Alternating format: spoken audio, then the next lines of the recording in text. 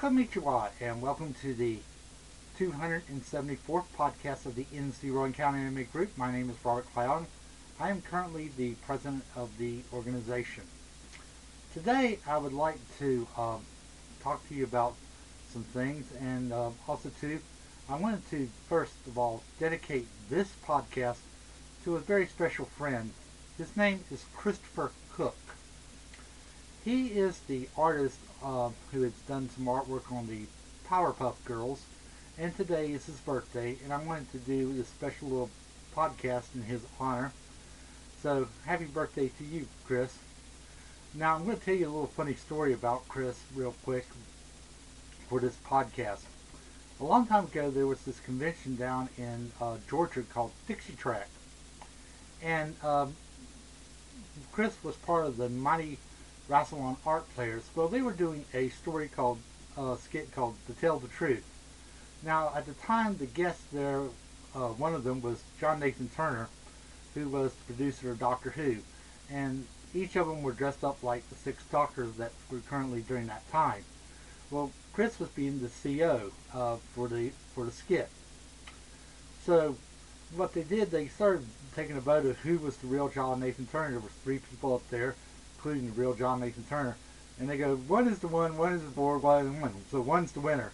And this guy wasn't John Nathan Turner. He just went up there and he said, hey, and then left. And then John Nathan Turner goes to the mic and says, well, I'll just go back to Hispy, Tennessee. Okay. Chris says, well, who are you? Well, doctor, that is very easy. It's pie. And he starts taking it off, and it's supposed to be the villain, the master. And he goes like, oh, not that old Greek pie again. He says, no, this one. This guy pulls out a chocolate meringue pie and throws it right into Chris's face, as Chris was dressed up as the first Doctor. Chris later on admitted to me when he got done with that skit, he went into the bathroom at the hotel and just fell on the floor laughing because he thought it was very cute. So that's my funniest story with Christopher Cook. And Christopher, I hope you have a fantastic birthday today. Now, recently I got asked a very interesting question. This is a series, Genshiken, and this is the series they call the Comic Party. The question that was put to me, which one shows the most realistic side of Japanese fandom or being an otaku? That is very interesting. I really can't quite put my finger on it.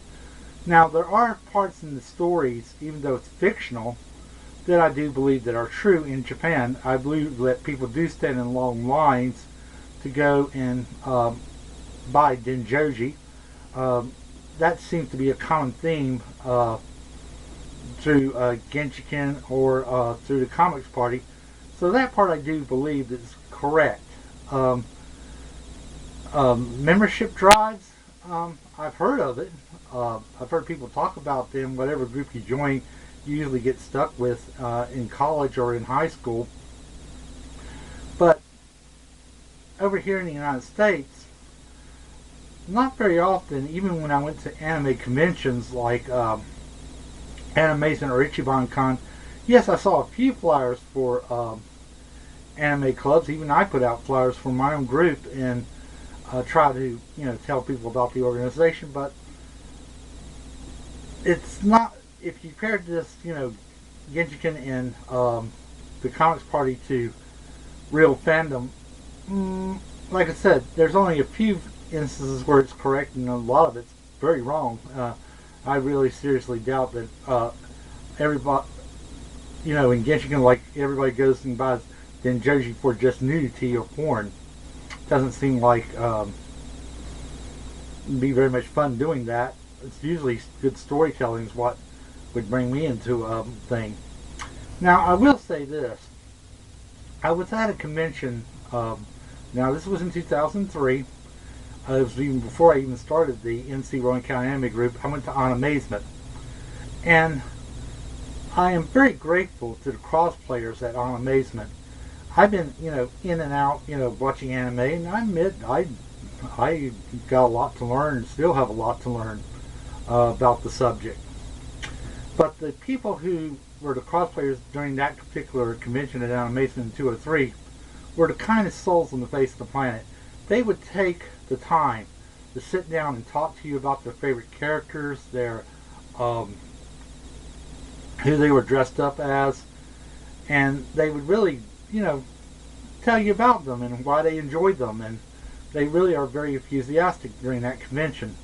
I remember one time this guy was dressed up like, in I guess it would be early 1800s, and was dressed up like a priest, and he goes, "Safe travels, my son." And then I raised my hand, I gave him a Vulcan salute and said, "Live long and prosper." And he goes, "Amen." But like I said before, when it comes to fans, they're usually basically, as far as anime fans, are very open, very happy to, gladly tell you about what their favorite show is and what they enjoyed about it. And that's one of the best things I kind of like about anime. Sometimes when you go to certain other fandoms, and I have been to many, sometimes they can get very snobbish or really won't take the time to explain themselves very well. Well, our next meeting is going to be our yard sale, which will be on October the 15th. We will be having this yard sale at 7 o'clock to 10 at Woodleaf Lanes. And then on October the 19th, meet us at the Rowan Public Library for else otherwise from 6 to 8. And then October 30th, we are going to be having a crossplay event at the Salisbury Mall from 1 to 5. Hope that you can come out and join us for that fun little event. We're going to be showing some J-pop and also passing out some candy and hopefully having just a jolly good old time. November the 19th, which will be a Saturday, we will be meeting at the Landis Public Library or the China Grove Public Library, whichever one you want to call it. South Regional, I think it's what it was originally called. Meet us from 2 to 4, and we'll see the Oar and Horse High School, which is one that our member Tasha Decker had picked out for us. Right now we are thinking about doing a field trip, and I'm working out the plans to join up with the USS Bonaventure for that field trip. We may be going to Winston-Salem's Ed McKay's. Just got a letter early this morning from one of the members off the Bonaventure, and we'll try to work out these details as the dates go closer. Well, I hope that you're doing well today, and I wish you a very good day. Goodbye.